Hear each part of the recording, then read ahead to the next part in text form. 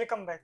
अभी तक हम लोगों ने 3 मेथड देख लिए हैं, फिक्स पार्टीशन, डायनेमिक पार्टीशन और सेगमेंटेशन मेमोरी एलोकेशन के लिए। आज के वीडियो में हम लोग देखेंगे पेजिंग क्या होता है। तो पेजिंग में बेसिकली क्या होता है कि जो सबसे बड़ी प्रॉब्लम थी तीनों में वो थी एक्सटर्नल फ्रेगमेंटेशन का। हमने इंटरनल फ्रेगमेंटेशन डायनेमिक में और सेगमेंटेशन में हटा दिया, फिर डिग्री ऑफ मल्टी प्रोग्रामिंग भी इंक्रीज कर लिया, लेकिन तीनों में एक कॉमन प्रॉब्लम जो थी एक्सटर्नल फ्रेगमेंटेशन, वो इसमें हट जाएगा। हम क्या करते हैं कि किसी प्रोसेस को मान लो 64 KB की रिक्वायरमेंट है, ठीक है 64। अब हम क्या करेंगे यहाँ पर कि जो वर्चुअल मेमोरी है उसको हम इक्वल पार्ट में डिवाइड कर देंगे। जैसे यहाँ पर हमने 4 पार्ट में डिवाइड कर दिया 64 को, तो 16 बाइट्स में डिवाइड कर दिया, ठीक है।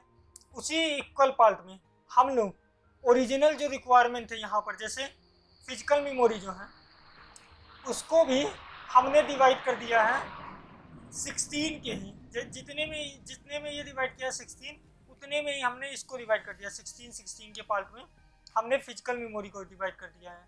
और हमने यहाँ पर अब इसका मैपिंग कर दिया है जैसे, और उसको मैपिंग कैसे याद रहेगा उसके लिए हमने रखा पेज टेबल। जैसे जीरोथ क्या है, जीरोथ का सेकंड के साथ मैप होगा, यहाँ जीरो क्या होगा, ये सेकंड के साथ मैप हो गया। उसके बाद फर्स्ट क्या होगा, 4 के साथ मैप है, फर्स्ट 4 के साथ मैप हो गया। सेकंड जो है वो 6 के साथ मैप है, 6 के साथ। थर्ड जो है 7 के साथ मैप है। अब यहाँ पर क्या होगा, पेजिंग में हम जैसा करते हैं और हम कैसे फिजिकल मेमोरी को वर्चुअल मेमोरी को फिजिकल में चेंज करेंगे, ये अभी देखते हैं। तो हमने अभी तक क्या सीखा, हम क्या करते हैं वर्चुअल मेमोरी को फिक्स साइज में डिवाइड कर देते हैं और इसे क्या कहते हैं, एक एक पार्ट को हम लोग कहते हैं पेज, एक एक पार्ट को कहते हैं यहाँ पर पेज, ठीक है। और इसको भी डिवाइड कर देते हैं सेम साइज में इक्वल, और इसको कहते हैं पेज फ्रेम। क्या कहते हैं, इसको कहते हैं पेज फ्रेम, ठीक है। और फिर हर पेज को मैप कर देते हैं एक फिजिकल मेमोरी के एक एक पेज फ्रेम से, ठीक है। ये हो गया। अब हम क्या करते हैं कि जो यहाँ पर मान लीजिए कोई यहाँ पर है 20 है, ठीक है। अब अगर मुझे इसको मैप करना है फिजिकल मेमोरी में तो कैसे मैप होगा। अब देखिए ये जो है कुल मिला के 64 बाइट है, तो इसको किस तरह से हम बाइनरी में लिख सकते हैं, उसको लिखने के लिए मुझे ज़रूरत पड़ेगी 6 बिट्स की, तो मुझे ज़रूरत पड़ेगी 6 बिट्स की। और मैं क्या होगा इसको लिख सकता हूँ, इसको लिखूंगा तो कैसे लिखूंगा, 0 1 0 1 0 0, 20 को मैं ऐसे लिख दिया, ठीक है। अब अगर देखिए जो एक यहाँ पर मेरा पेज है वो कितने का है, 16 बाइट का, ठीक है 16। इसको लिखने के लिए कितने बिट की जरूरत पड़ेगी, 4। अगर आप ध्यान से देखिए तो पहले जो 4 बाइट्स हैं, ठीक है, ये आपका ऑफसेट हो गया, और जो आखिरी के 2 हैं वो बताता है आपका पेज कौन सा हुआ। अगर आप ध्यान से देखिए तो 20 पेज 1 में है, यहाँ से पेज 1 पता चल गया, और ये पता चल गया कि वो 4th है, और 16 + 4 20 होता है। तो अब हम क्या करेंगे इसमें, कैसे करेंगे, तो हम क्या करते हैं इसको क्या करेंगे, पेज 1 पे जाएंगे, पेज 1 जो है 4 पर है, तो हम इसको क्या करते हैं 4 पे कन्वर्ट कर देते हैं और ऑफसेट ऐड कर देते हैं। इसे ध्यान से समझिए।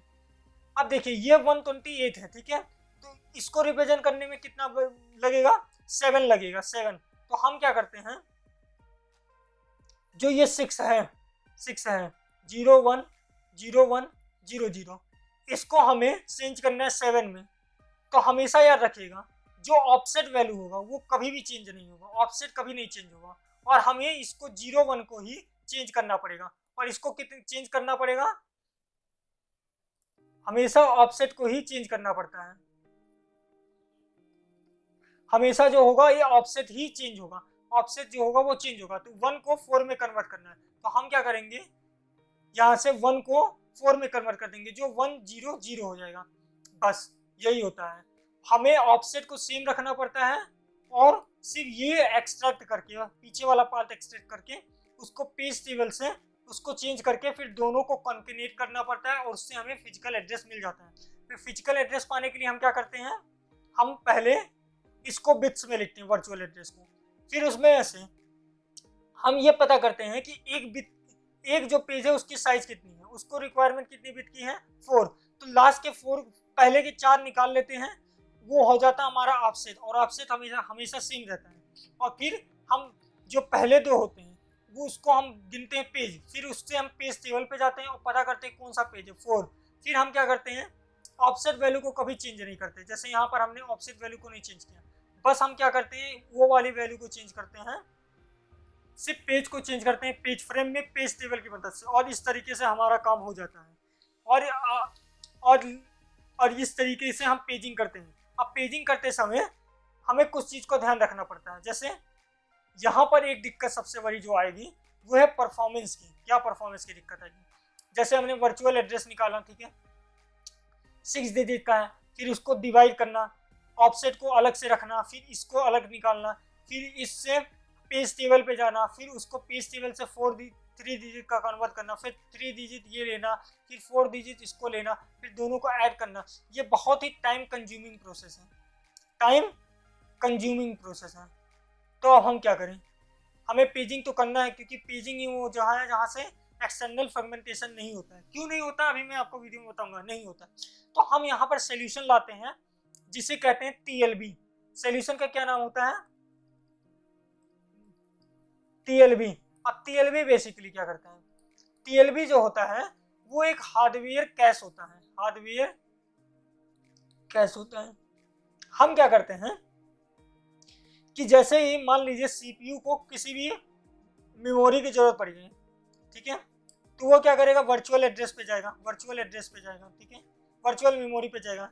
फिर वहां पर एक हमारे पास होगा TLB, जिसको हम कहते हैं ट्रांसलेशन लुकसाइड बफर, ट्रांसलेशन लुकसाइड बफर। वहां जाएगा, वहां पर क्या होगा, हर पेज का हर एक पॉइंट का, यानी कि 0 से लेकर 64 तक का हर किसी का फिजिकल एड्रेस सेव रहेगा। मतलब 0 का फिजिकल एड्रेस सेव रहेगा, 1 का भी रहेगा, 2 का भी रहेगा, 3 का भी रहेगा। हम क्या करते हैं, पहले यहाँ से हमने मेमोरी रिक्वायरमेंट चाहिए, फिर हम वर्चुअल मेमोरी पे जाते हैं, फिर TLB पे जाते हैं। अगर TLB में वो इंफॉर्मेशन है तो डायरेक्टली CPU इस इंफॉर्मेशन को यूज कर लेता है और काम कर देता है, और इसको कहते हैं TLB हिट। अगर TLB में आपके पेज का हर पेज का इंफॉर्मेशन सेव होता है, और अगर आपके पेज का इंफॉर्मेशन सेव है तो उसे कहेंगे TLB हिट। अगर नहीं है तो फिर पेजिंग का पूरा प्रोसेस किया जाएगा और उस इंफॉर्मेशन को TLB अपने पास सेव कर लेगा कि नेक्स्ट टाइम जब उस पेज की रिक्वायरमेंट हो तो TLB के पास डायरेक्ट हो। तो आप कहेंगे बार बार सर्च नहीं करना पड़ेगा। इसके कारण क्या होता है, TLB जो होता है लगभग 100 टाइम फास्टर होता है, 100 ऑफ टाइम फास्टर होता है पेजिंग से मुकाबले। जितने टाइम में पेजिंग जाके पेज टेबल से निकालेगा, सर्च करेगा, फिर उसको कंक्रिएट करेगा, उससे 100 टाइम फास्ट में TLB अपना काम कर देता है। अब TLB में क्या है, जैसे कोई प्रोसेस स्टार्ट होगा वो पहला जो चाहिए होगा उसको वो चेक करेगा TLB में, अगर है तो डायरेक्टली CPU को बता देगा, नहीं है तो पेजिंग होगा। पेजिंग से जो इन्फॉर्मेशन मिलेगा उसको TLB अपने पास सेव कर लेगा कि नेक्स्ट टाइम जब फिर उस पेज की जरूरत पड़ेगी तो सेकेंड टाइम सर्च ना करना पड़े, डायरेक्टली काम हो जाए, और डायरेक्टली काम हो जाए, जिसके कारण ये जो होता है इसको फास्टर बना देता है। ये होता है जो इसको फास्टर बना देता है। लेकिन TLB यूज करने का एक नुकसान है, जिस नुकसान को अभी हम लोग देखेंगे और फिर इसका भी सोल्यूशन देखेंगे। TLB इस्तेमाल करने का एक नुकसान ये है कि मान लीजिए आपका एक साथ 2 प्रोसेस चल रहे हैं, प्रोसेस 1 प्रोसेस 2, ठीक है, दोनों एक ही फिजिकल एड्रेस होंगे, एक फिजिकल एड्रेस होगा, ठीक है। मान लीजिए प्रोसेस 1 का फिजिकल एड्रेस यहाँ है, प्रोसेस 2 का फिजिकल एड्रेस यहाँ है।